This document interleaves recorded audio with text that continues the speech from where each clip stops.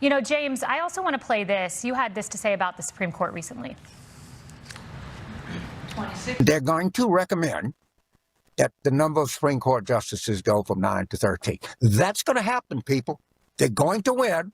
They're going to do some blue ribbon panel of distinguished jurists, and they are going to recommend 13, and a Democratic Senate and House is going to pass it, and the Democratic president is going to sign it, because they have to do an intervention so we can have a Supreme Court that the American people trust again. James, President Biden didn't do that. He said, look, I'm not going to pack the Supreme Court. But you're saying a future Democratic president will? Well, they should, because the public has lost faith in the entire branch of government.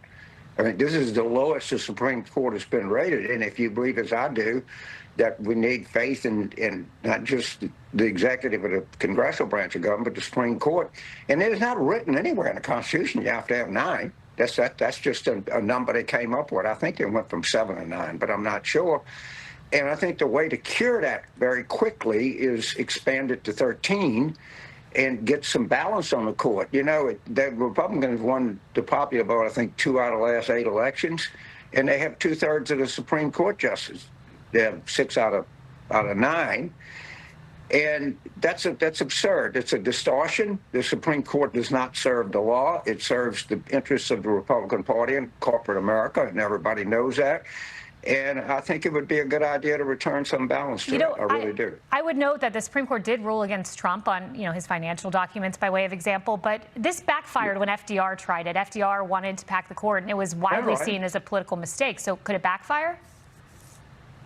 Look, anything can backfire, but what is backfiring is a court that's slavishly adhering that says that President Trump is above the law.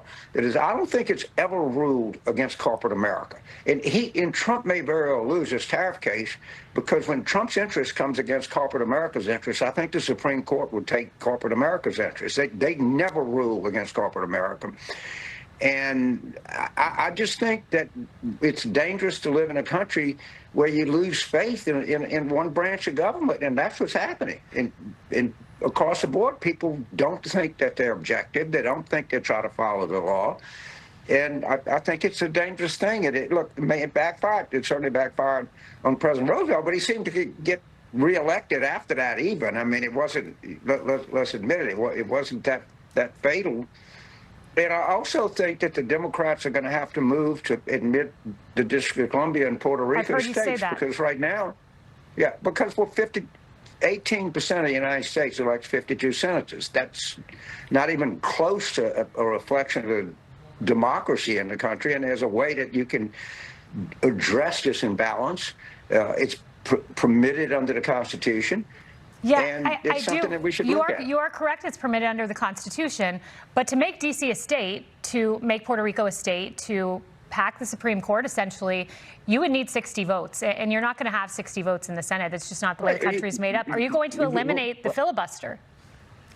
Well, I would carve out for those two things, yes. I think when the country is faced with a national emergency, and I think we're faced with a national emergency, they've carved out the filibuster for judicial nominations. But isn't that carving out the filibuster just for political reasons? So carve outs to help Democrats win? Why does the Senate do anything other than political reasons? Of course it's for political reasons. Everything they do is political. I like when somebody said they're attacking President Trump on the Epstein because they're trying to hurt him. Well, of course they're trying to hurt him. And just like when you would attack President Biden on Hunter Biden, you were trying to hurt him. That's part of politics.